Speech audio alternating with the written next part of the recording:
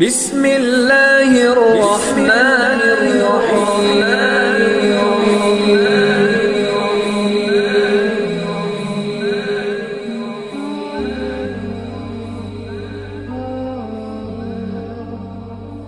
نحمدہ ونصلی علی رسولہ الکریم، اما بعد۔ معاذ بن جبل رضی اللہ تعالی عنہ وہ بیان کرتے ہیں کہ میں نے رسول اللہ صلی اللہ علیہ وسلم کی خدمت میں عرض کی۔ میں نے کہا، اے اللہ کے رسول، اخبرنی بعمل یدخلنی الجنۃ ویباعدنی من النار۔ اے اللہ کے رسول، مجھے ایسا کام بتلائیے کہ جس کی وجہ سے میں جنت میں داخل ہو جاؤں اور جہنم سے بچ جاؤں۔ رسول اللہ صلی اللہ علیہ وسلم نے فرمایا، لقد سألت عن عظیم۔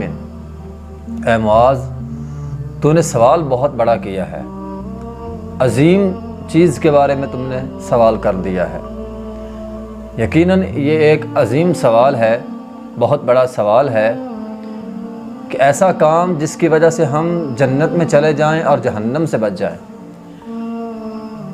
آپ کے ذہن میں بھی یہ سوال ہوگا، ہر انسان کے، ہر مسلمان کے ذہن میں ہوتا ہے کہ ہم ایسے کام کریں جنت میں چلے جائیں، جہنم سے بچ جائیں۔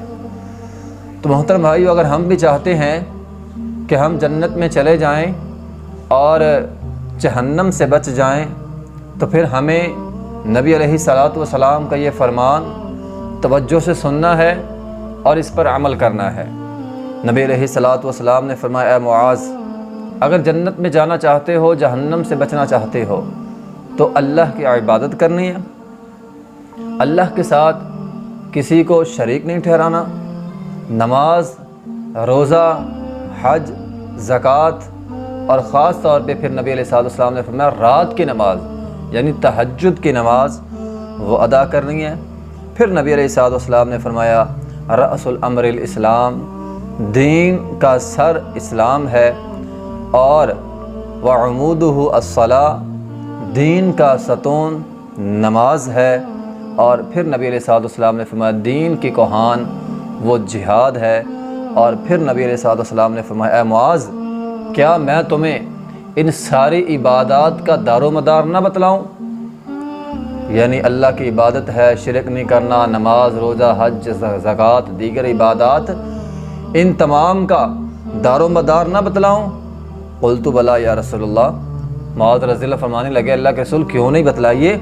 نبی علیہ الصلوۃ والسلام نے فأخذ بلسانہ قال کف علیک ھذا، آپ نے اپنی زبان کو پکڑا اور فرمایا اس زبان کو روک لے۔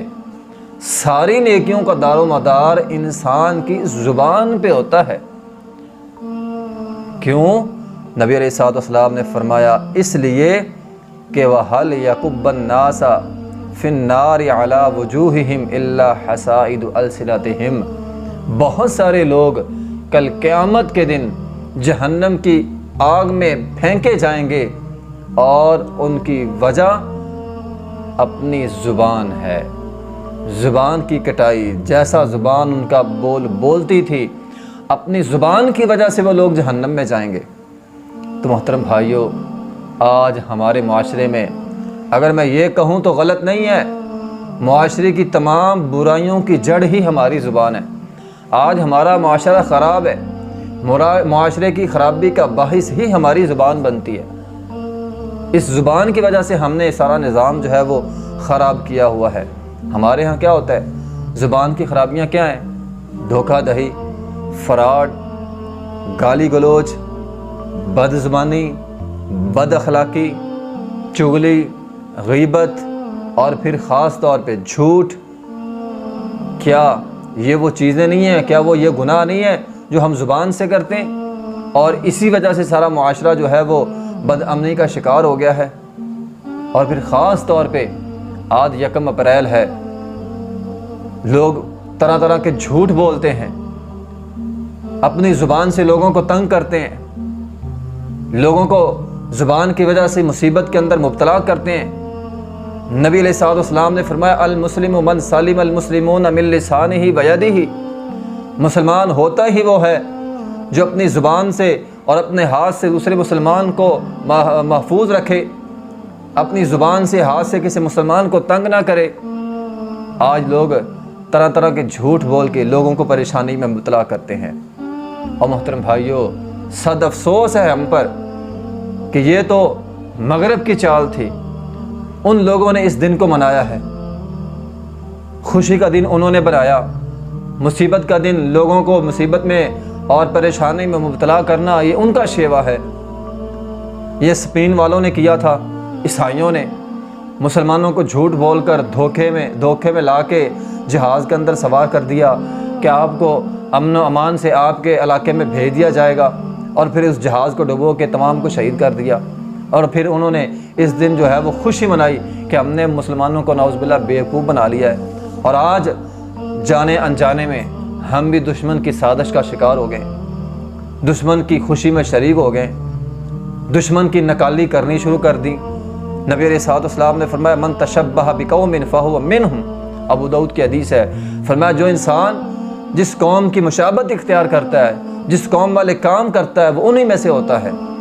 اس لیے محترم بھائیوں یہ جھوٹ بولنا، زبان سے لوگوں کو تنگ کرنا یہ تو ویسے ہی بہت بڑا جرم ہے، لیکن خاص طور پہ آج کے دن یہ ڈبل جرم ہے۔ ایک جھوٹ تنگ کرنا یہ جرم ہے، اور دوسرا دشمن کی نکالی کرنا یہ جرم ہے۔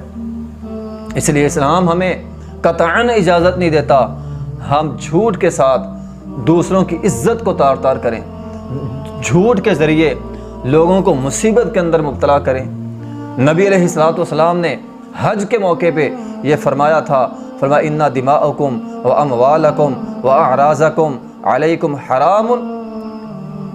نبی علیہ الصلوۃ والسلام نے فرمایا تمہارا خون، تمہارے مال اور تمہاری عزت ایک دوسرے پر عزت اچھالنا ایک دوسرے پر اسی طرح حرام ہے کہ حرمت یومکم ھذا، جس طرح یہ حج کا دن حرمت والا، فی بلدکم ھذا یہ مکہ شہر حرمت والا، اور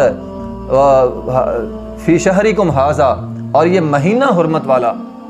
مکہ شہر ہے، ذوالحجہ کا مہینہ حرمت والا، اور حج کا دن حرمت والا۔ فرمایا جس طرح یہ ساری حرمتیں جمع ہو گئی ہیں، اسی طرح جس طرح تم ان حرمتوں کا خیال رکھتے ہو، کسی کی عزت اچھالنا اسی طرح تم پہ حرام ہے، تم ان کی حرمت کا خیال رکھو گے۔ اس لیے محترم بھائیوں انسان کو کبھی بھی اس دن خاص اور عام دنوں میں بھی کسی کی عزت اچھالنا، جھوٹ بولنا، کسی کو تنگ کرنا، فراڈ کرنا، دھوکہ دینا، چغلی، غیبت یہ قطعاً کبیرہ گناہوں میں شامل ہے، اور انسان اس کی وجہ سے جہنم کے اندر کے نچلے گڑھے میں جو ہے وہ چلا جاتا ہے۔